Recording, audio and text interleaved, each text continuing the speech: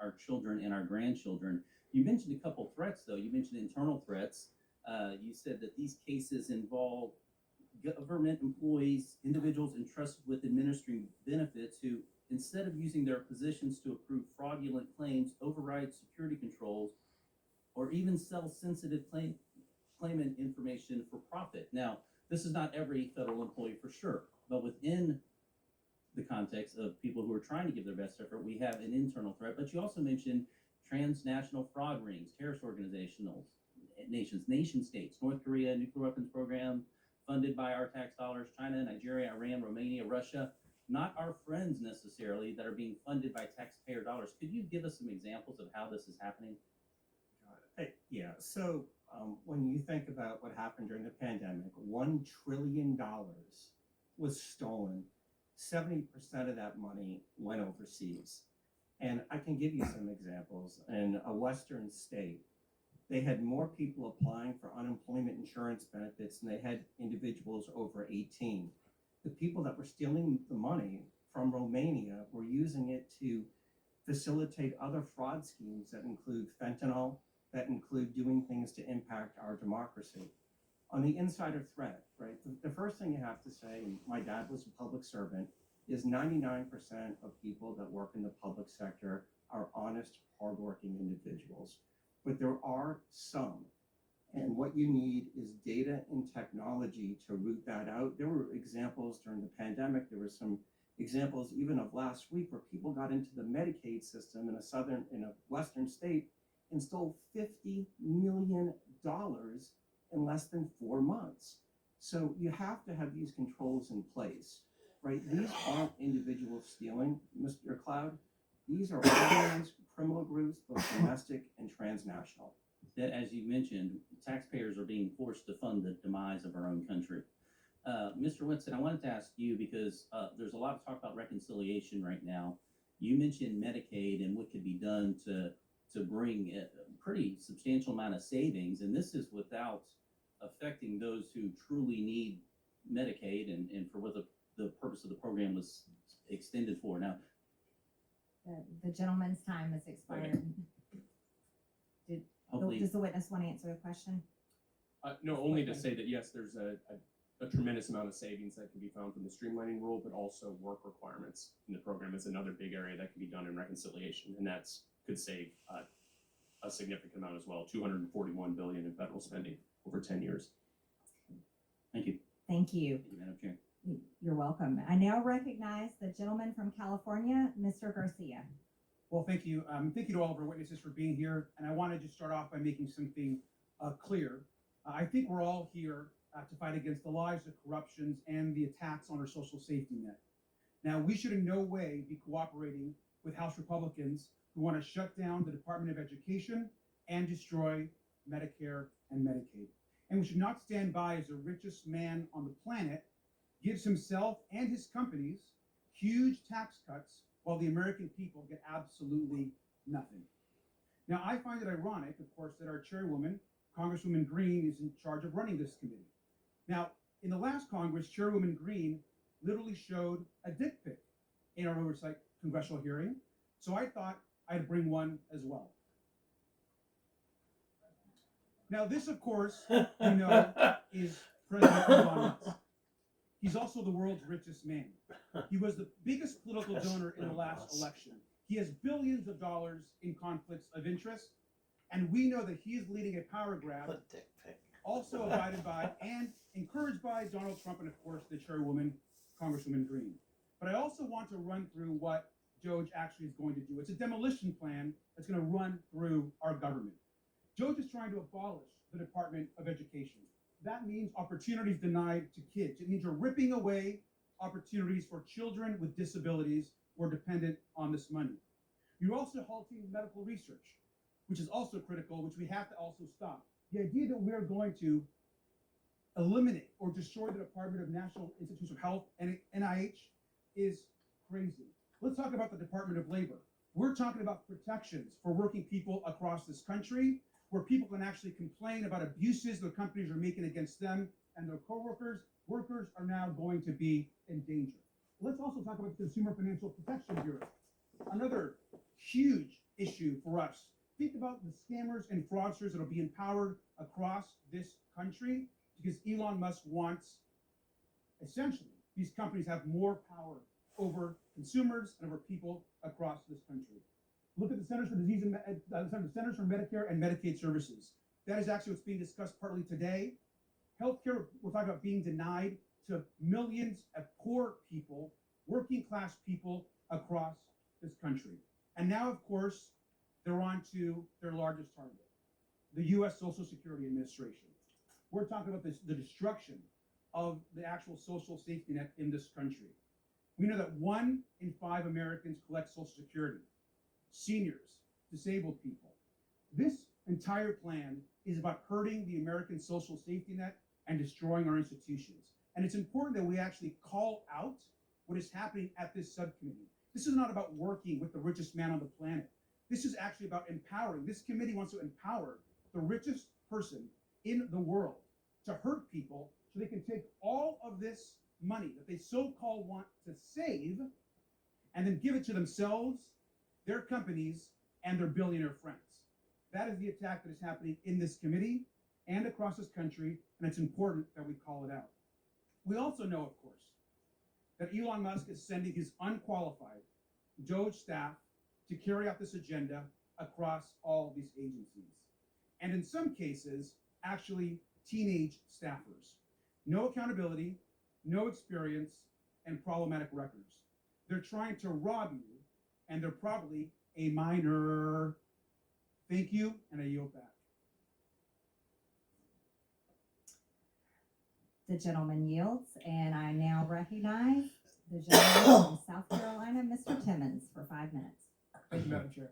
I find it sad that my colleagues across the aisle can't take this seriously. We have $36 trillion in debt. We run an annual almost $2 trillion deficit. When I got elected 6 years ago, we had $21 trillion in debt. So in 6 years, we've added over $15 trillion to the debt. And guess what? President Trump ran on fixing this problem. President Trump told the American people he would right the ship financially, and he said during the campaign that Elon Musk was going to be the person to lead this charge. The man that has turned business after business around, he's the richest man on the planet because he succeeds at his endeavors, and that's why President Trump has appointed him the head of this effort. This is a very serious problem, and it's incredibly hypocritical that my colleagues across the aisle are complaining about this because Joe Biden signed his name and wanted the American people to believe that he had the ability to forgive $250 billion with a signature. Guess what? Supreme Court ruled he did not. That's our system of checks and balances. The president, Biden, he clearly was experiencing cognitive decline. He didn't even have the ability to be charged with a crime as determined by his own Department of Justice. But he signs his name and he thinks it gives a $250 billion away, redistributes taxpayer dollars. It's just crazy that we can't come together to address the greatest national security threat facing this country, our debt. Now to the task at hand, Medicaid fraud. Mr. Talcott, if we implement enhanced identity verification and enhanced income verification, what will happen? How much money will we save? You'll save hundreds of billions of dollars.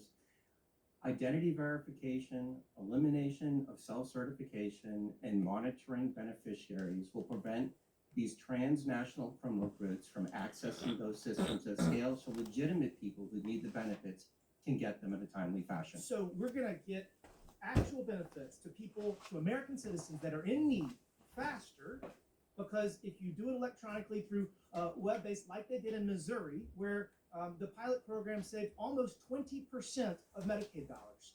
So all we have to do is adopt what has already been proven in Missouri, and we'll save 20%.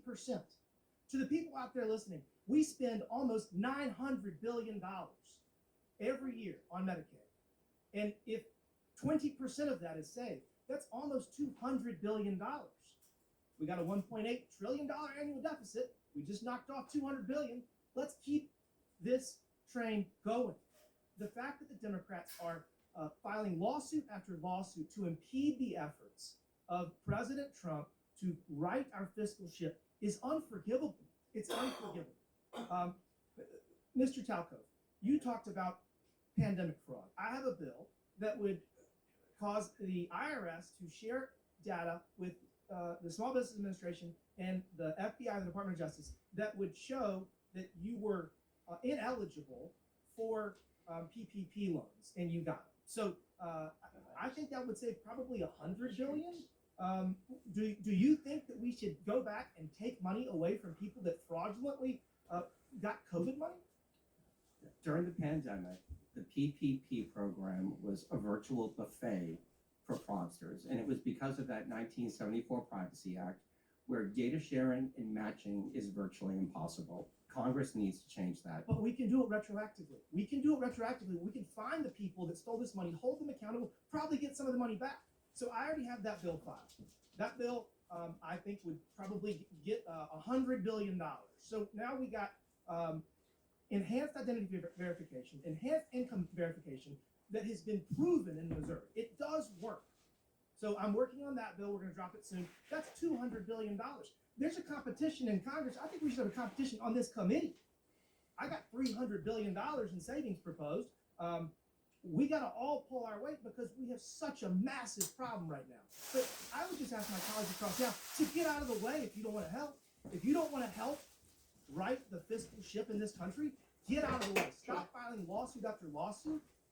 We do not have the financial ability to continue down this path, and we're going to save this country with or without you. You can kick and scream all the way, or you can get out of the way. I prefer the former. Thank you, Madam Chair. The gentleman yields. I now recognize the gentleman from Texas, Mr. Cassar. This subcommittee is supposedly about looking into waste, fraud, and abuse. So I'd like to start talking about independent inspector generals who are supposed to be looking into waste, fraud, and abuse. Mr. Talco, do you know how many inspector generals at agencies that were investigating Elon Musk's companies have been fired by the Trump-Musk administration? No. It is 5. Ms. Royal, the Inspector General of the Department of Labor had 17 open investigations into Tesla and SpaceX. Do you know what the Trump-Musk administration did to that Inspector General? No. They fired him, and I think y'all know. Mr. Whitson, the Inspector General of the Department of Transportation was investigating Tesla. Do you know what the Trump-Musk administration did to that Inspector General? No. They were fired. The Department of Defense's Inspector General was looking into SpaceX. Mr. Hedler, do you know what the Trump-Musk administration did to that Inspector General? I believe he was fired. Thank you. I think everybody on the panel knows what the answer to these questions were. The U.S. Department of Agriculture Inspector General was investigating Musk's Neuralink. Mr. Talcove, now I'll ask you again under oath, do you know what Mr. Trump did to that Inspector General that was looking into one of Musk's companies? No. He was fired. The Inspector General at the EPA was repeatedly taking on Tesla. Mr. Hedler, since it seems that you're answering the questions that everybody knows the answer to, do you know what the Trump-Musk administration did to that Inspector General? I believe he was also fired. Also fired. At least 5 Inspector Generals that were looking into Elon Musk's companies were fired by the Trump-Musk administration. These Inspector Generals, who are independent, protected by law, they are the people that find the waste, fraud, and abuse and found many of the cases of waste, fraud, and abuse that have been brought up today, fired because they were looking into Elon Musk.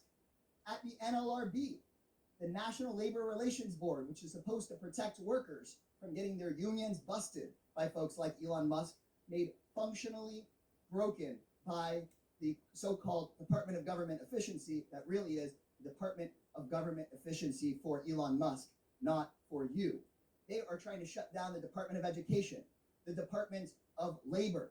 You know what Elon Musk doesn't seem to be looking into? His own contracts. Again, I'll ask you, Mr. Talco, do you know how much money a day Mr. Musk will receive from the federal government for his contracts? No. The answer is $8 million a day. Just last year, Elon Musk was promised $3 billion from close to 100 contracts with the federal government. Ms. Royal, do you know how much the average person in this country who survives on Social Security, one of our seniors who's worked their entire life, about how much they have to survive on a day? I do not. $65 a day. We're not looking into Elon Musk's $8 million a day. This subcommittee, chaired by Marjorie Taylor Greene and the House Republicans, is looking into your grandmother's $65 a day. Let me be clear. I think we would all support taxpayer savings. Look into money we might needlessly send to billionaires and big corporations, find taxpayer savings, and send it back to your hardworking family. But instead, what House Republicans and the Trump-Musk administration want to do is they want to look into your kids' lunch money, your kids' teacher's salary, into your grandparents' Social Security. They want to take that money and give it out in billionaire tax cuts. And they're talking about that in committee tomorrow, in budget committee tomorrow. They just released their plan. So let me be clear. When Republicans talk about government efficiency in this Congress, they're not looking into billionaires who don't pay their taxes. They're not looking into billionaires who get rich off of government contracts. They're not looking into Elon Musk firing watchdogs who are supposed to keep him accountable. They're looking at cutting your public schools. They're going straight for your Social Security. They're coming straight for cancer research. They're coming straight for the Department of Education. They're not looking at big tech. They're not looking at big pharma because those people fund their campaigns.